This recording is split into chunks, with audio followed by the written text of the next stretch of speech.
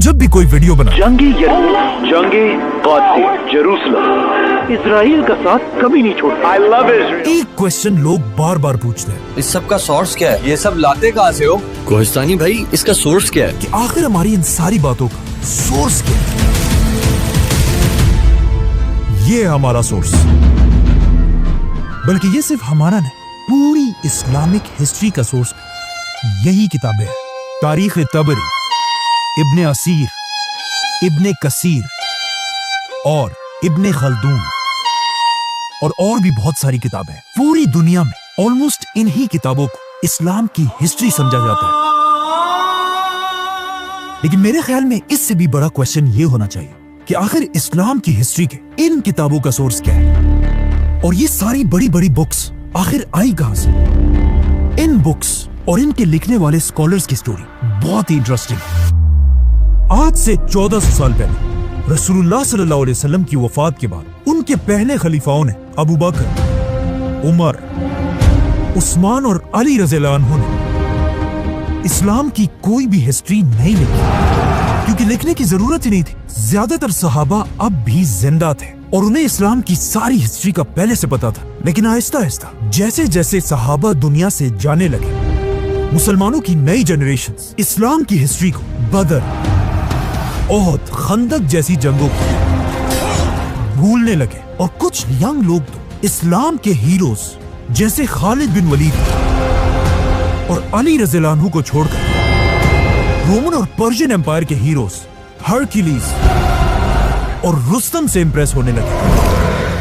अब इस young generation को इस्लाम के हीरोज की याद दिलाने के लिए पहली बार मुसलमानों के एक बहुत बड़े खलीफा ने काम शुरू किया, जिनका नाम था उमर बिन अब्दुल अजीज। उमर बिन अब्दुल अजीज ने खलीफा बनते उस जमाने के एक बहुत बड़े स्कॉलर इब्ने शहाब अज़-ज़ुहरी को अपने पास बुलाया और उन्हें हुक्म दिया कि मेरी इस खिलाफत में मुसलमानों को रसूलुल्लाह सल्लल्लाहु अलैहि वसल्लम की जिंदगी के बारे में हर जगह जाकर लेक्चर्स दो। अब उमर बिन अब्दुल अजीज के जमाने में दुनिया के आखिरी कुछ ही सहाबी जिंदा थे, तो इब्ने शहाब ने उनसे रसूलुल्लाह सल्लल्लाहु अलैहि वसल्लम की जिंदगी के बारे में सीखा और उसे आगे अपने स्टूडेंट्स को सिखाने लगे, ताकि कहीं ऐसा ना हो कि आने वाले मुसलमान हमारे इन ग्रेट हीरोज को भूल जाए। और इनके इन्हीं में से दो स्टूडेंट्स को आज पूरी दुनिया जानती है, इब्ने इसहाक और इमाम मालिक। जिसके बाद इब्ने शहाब ने इस्लाम की तारीख की सबसे पहली किताब लिखी।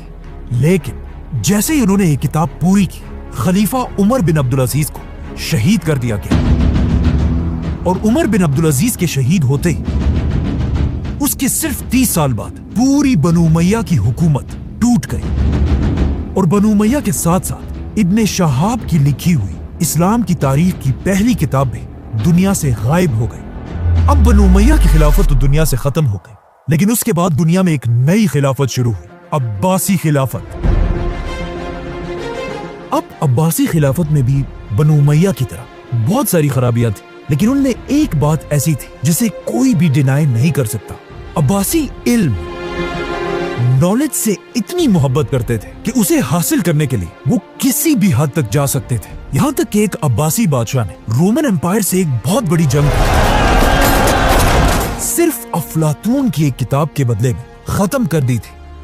अब्बासी खिलाफत के बादशाह मंसूर ने बनु उमैया के कैपिटल को खत्म करके दुनिया में मुसलमानों का एक नया कैपिटल बनाया, बगदाद।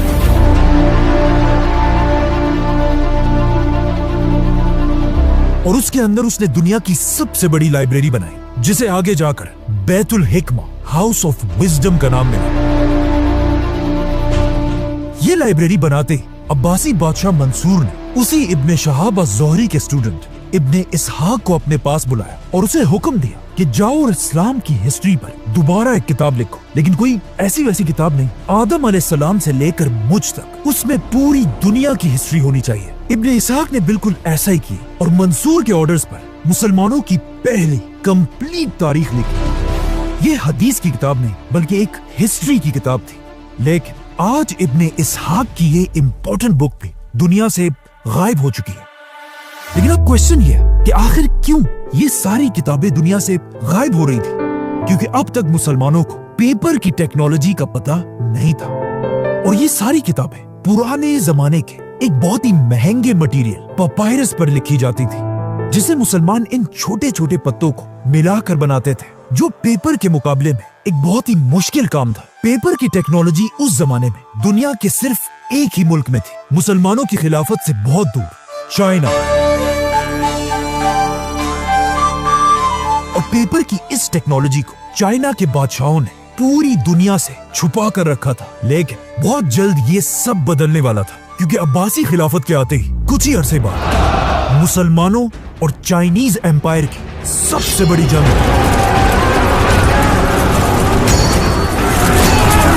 जिसमें मुसलमानों की फौज ने आसानी से पूरी चाइनीज फौज को क्रश कर दिया और हजारों चाइनीज सोल्जर्स को अपना कैदी बना लिया। अब कहा जाता है इन्हीं चाइनीज कैदियों में कुछ लोग ऐसे थे जिन्हें पेपर बनाने की टेक्नोलॉजी का अच्छी तरह पता था, और यहाँ से मुसलमान पहली बार इन चाइनीज कैदियों से पेपर बनाने की टेक्नोलॉजी सीखने लगे। लेकिन पहले मुसलमानों को इसकी इंपॉर्टेंस का इतना पता नहीं था। लेकिन फिर आखिर अब्बासी खिलाफत का सबसे बड़ा बादशाह आया, जिसका नाम था हारून रशीद। और हारून रशीद को पेपर की टेक्नोलॉजी की ताकत का अच्छी तरह पता था, इसीलिए उसने बगदाद में दुनिया की सबसे बड़ी पेपर बनाने की फैक्ट्री बनाई, जिसके साथ ही दुनिया में एक नया दौर शुरू हुआ, जिसे आज तक लोग याद करते हैं, इस्लामिक गोल्डन एज। हारून रशीद ने हाउस ऑफ विजडम के बिल्कुल पास दुनिया की सबसे बड़ी पेपर की फैक्ट्री बनाई, जहां पानी की मशीन से डेली हजारों पेपर्स बनाए जाते थे। ये दुनिया की सबसे बड़ी पेपर फैक्ट्री थी, और ये इतनी बड़ी बात थी कि यूरोप में पहली पेपर की फैक्ट्री मुसलमानों से 300 साल बाद बनाई गई थी। अब इसी पेपर की टेक्नोलॉजी की वजह से किताबें गायब होने की टेंशन खत्म हो चुकी थी, क्योंकि जो भी किताब हाउस ऑफ विजडम में लिखी जाती थी उसे इसी पेपर मार्केट में कॉपी कर करके पूरी दुनिया में फैलाया जाता था। इसीलिए इस्लामिक गोल्डन एज में हर तरफ स्कॉलर्स हजारों किताबें लिखने लगे, जिनमें से बहुत सारे आज तक दुनिया में मौजूद हैं। और कहा जाता है उस जमाने में स्कॉलर्स की इतनी इज्जत होती थी जितनी आज रोनाल्डो या मेसी की होती। Cristiano Ronaldo breaks his Lionel Messi does it again, he's superhuman. इसी गोल्डन एज में सही बुखारी और सही मुस्लिम जैसी अहादीस की 6 बड़ी किताबें लिखी गई। लेकिन अब भी एक बहुत बड़ा मसला यह था कि इब्ने इसहाक की किताब गायब होने की वजह से इस्लाम की हिस्ट्री पर कंप्लीट कोई भी किताब नहीं थी। तो अब ये देखकर उसी इब्ने इसहाक के स्टूडेंट इब्ने हिशाम ने दोबारा एक बार फिर इस्लाम की हिस्ट्री पर किताब लिखी, और पेपर की टेक्नोलॉजी की वजह से इब्ने हिशाम की ये किताब आज तक हमारे पास पड़ी हुई है। बल्कि इस किताब का नया वर्जन आपको आसानी से कहीं से भी मिल जाएगा। ये इस्लाम की हिस्ट्री की सबसे पुरानी किताब है। अब इब्ने हिशाम के बाद हर तरफ इस्लाम की हिस्ट्री पर किताबें लिखी जाने लगी, जिसमें इस्लाम की नेक्स्ट हिस्ट्री की किताब अल वाक़िदी ने लिखी। ये है वाक़िदी की किताब, लेकिन आज बहुत सारे स्कॉलर्स वाक़िदी की कुछ बातों को सही नहीं समझते, जिसके बाद वाक़िदी के स्टूडेंट ने भी एक किताब लिखी, तबक़ात इब्ने साद, जिसमें उसने सारे सहाबा की स्टोरीज लिखी। और आखिर इसी दौर में एक ऐसी किताब लिखी गई कि अगर आपको इस्लामिक हिस्ट्री का थोड़ा भी पता है तो इस किताब का नाम आपने जरूर सुना होगा, और इस किताब का नाम है तारीख अत-तबरी। ये है तारीख अत-तबरी, जो इस्लामिक गोल्डन एज के एक बहुत बड़े स्कॉलर थे, और बगदाद के एक स्कूल में 10 दीनार की सैलरी पर स्टूडेंट्स को पढ़ाया करते थे। लेकिन आहिस्ता आहिस्ता जब लोगों को इमाम तबरी की इंटेलिजेंस का पता चला, कहा जाता है एक बार उनके स्कूल ने खुश होकर उनके सामने गोल्ड दीनार्स का एक खजाना रखा। लेकिन इमाम तबरी ने उससे सिर्फ अपने 10 दीनार उठाए और कहा, यही मेरी तनख्वाह है, इससे ज्यादा मैं एक पैसा भी नहीं लूंगा। तबरी ने अपनी इस किताब में आदम अलैहिस्सलाम से लेकर अब्बासी खिलाफत के सारे हालात लिखे हैं। इनके अलावा और भी बहुत सारे स्कॉलर्स थे, लेकिन यहाँ हम सिर्फ उन्हें डिस्कस कर रहे हैं जिन्होंने इस्लाम की हिस्ट्री पर बड़ी बड़ी किताबें लिखी हैं। तारीख अत-तबरी अब्बासी खिलाफत की आखिरी बड़ी किताब थी, क्योंकि इसके बाद अब्बासी खिलाफत आहिस्ता आहिस्ता कमजोर होने लगी। आखिर आहिस्ता आहिस्ता मुसलमान इतने कमजोर हो गए कि इसका सबसे बड़ा फायदा यूरोप के पोप ने उठाया, और यूरोप के क्रिश्चियंस को जमा करके मुसलमानों के फलस्तीन पर हमला कर दिया और जेरूसलम पर कब्जा कर लिया। लेकिन फलस्तीन खो देने के बाद भी बिल्कुल आज की तरह मुसलमान लीडर्स को कोई परवाह नहीं थी। फलस्तीन दोबारा फतह करने का ख्वाब मुसलमान बादशाहों से ज्यादा उस जमाने के स्कॉलर्स के दिलों में था, जिसमें सबसे बड़े स्कॉलर का नाम था इमाम इब्ने अस्साकिर, जो इतने बड़े स्कॉलर थे कि उनकी सिर्फ एक किताब के 70 वॉल्यूम्स हैं। इमाम इब्ने अस्साकिर दमिश्क के स्टूडेंट्स को इस्लाम की हिस्ट्री सिखाया करते थे और उन्हें बताते रहते थे कि एक दिन मुसलमान फलस्तीन दोबारा जरूर फतह करेंगे। इमाम इब्ने अस्साकिर के इन्हीं स्टूडेंट्स में से एक ने आगे जाकर फलस्तीन फतह भी किया, जिसका नाम था सलाहुद्दीन अय्यूबी, जो 2 लाख की फौज लेकर फलस्तीन को दोबारा फतह करने के लिए रवाना हुआ। बाय द वे, जब सलाहुद्दीन फलस्तीन की तरफ जा रहे थे, उसी दौर के बगदाद में एक बहुत ही अजीब किताब लिखी गई, जिसका नाम था फज़ाइले यजीद। इस किताब में यजीद को इस्लाम के एक बहुत बड़े हीरो की तरह प्रेजेंट किया गया था और ऐसा दिखाया गया था कि यजीद से ज्यादा नेक इंसान तो कोई है ही नहीं। और ये किताब इतनी फेमस हुई कि कुछ मुसलमान वाकई में यजीद को इस्लाम का हीरो मानने लगे। लेकिन जैसे ही इस किताब की खबर उस वक्त के सबसे बड़े सुन्नी आलिम इमाम इब्ने जोजी तक पहुंची, वो इस बात से डरने लगे कि कहीं ऐसा ना हो कि आगे जाकर मुसलमान यजीद को इस्लाम का हीरो मानने लगे। जिसके बाद इमाम इब्ने जोजी ने यजीद की हकीकत दुनिया के सामने रखने के लिए अपनी एक बहुत बड़ी किताब लिखी और यजीद को हमेशा के लिए एक्सपोज कर दिया। अब जब यहाँ ये सब हो रहा था, वहाँ सलाहुद्दीन अय्यूबी ने आखिर पूरे फलस्तीन को फतह कर लिया और मस्जिद अक्सा पर इस्लाम का झंडा लहराया, जिसकी वजह से आज तक सलाहुद्दीन को पूरी दुनिया याद करती है। Warrior Saladin conquered the Crusaders. अब सलाहुद्दीन की इस फौज में भी एक बहुत बड़े स्कॉलर थे, इमाम इब्ने असीर, जिन्होंने लड़ने के साथ साथ इस्लाम की हिस्ट्री पर एक बहुत बड़ी किताब लिखी थी। और ये है उनकी किताब, जिसमें उन्होंने सलाहुद्दीन की जंगों के साथ साथ इंडिया पर हमला करने वाले पहले मुसलमान बादशाह की कहानी भी लिखी, सुल्तान शहाबुद्दीन गौरी। मतलब इब्ने असीर के दौर में मुसलमान फलस्तीन, इंडिया, हर तरफ सिर्फ जीत रहे थे। लेकिन इस किताब के बिल्कुल आखिर में मुसलमानों की असल तबाही का वक्त शुरू होता है और मुसलमानों को तबाह करने वाले बादशाह का नाम था चंगेज खान। सलाहुद्दीन अय्यूबी के कुछ ही अरसे बाद चंगेज खान मंगोलिया से मुसलमान इलाकों की तरफ बढ़ने लगा और एक एक करके हर मुसलमान सिटी को जलाने लगा। और ये इलाके फतह करते करते आखिर चंगेज खान का पोता Hulagu Khan Islamic golden age के सेंटर बगदाद तक पहुंचा। कहा जाता है इस वक्त तक इस्लामिक गोल्डन एज इतनी खराब हो चुकी थी कि लोग साइंस और नॉलेज को छोड़कर एक दूसरे के साथ अजीब अजीब बातों पर बहस करते थे। मतलब जब हलाकू खान तेजी से बगदाद की तरफ बढ़ रहा था, बगदाद के अंदर मुसलमानों की ये बहस चल रही थी कि एक सुई की नोक पर कितने फरिश्ते बैठ सकते हैं। हजरत ईसा अलैहिस्सलाम कैसी रोटी खाया करते थे, और ऑफ कोर्स शिया सुन्नी की आपस की बहस। और जब मुसलमान आपस में इन बहसों में बिजी थे, हलाकू खान की फौज बगदाद में दाखिल हुई और शिया सुन्नी को देखे बगैर सबको मुसलमान समझकर सबकी गर्दनें उड़ा दी। कहा जाता है हलाकू खान ने बगदाद में इतने मुसलमान मारे थे कि बगदाद के दरिया का कलर मुसलमानों के खून की वजह से कई दिनों तक बिल्कुल रेड था।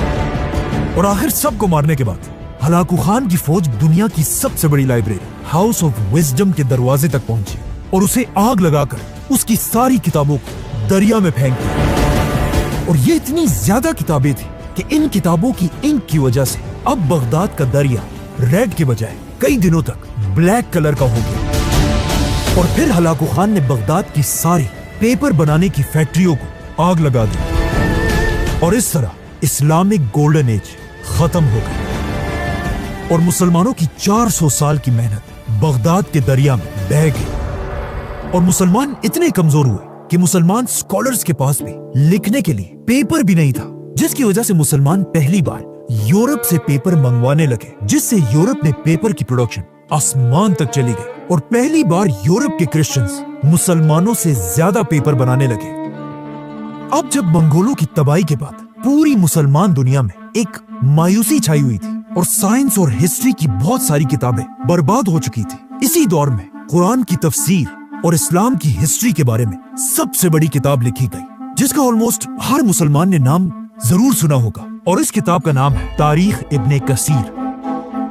इस किताब का असली नाम अल-बिदाया व निहाया है, which means शुरू से लेकर आखिर तक, जिसमें उन्होंने आदम अलैहिस्सलाम से लेकर कयामत तक हर डिटेल लिखी है। इब्ने कसीर के बाद एक और भी बहुत बड़े मुसलमान साइंटिस्ट ने इस्लाम की हिस्ट्री पर किताब लिखी, जिन्हें कुछ लोग मुसलमानों का आखिरी बड़ा साइंटिस्ट मानते हैं, जिनका नाम था अल्लामा इब्ने खल्दून, और ये है उनकी किताब। इस किताब की पहली जिल्द को आज तक हार्वर्ड और ऑक्सफोर्ड जैसी यूनिवर्सिटीज में पढ़ाया जाता है, बल्कि इब्ने खल्दून के नाम पर आज भी तुर्की में एक बहुत बड़ी यूनिवर्सिटी बनी है।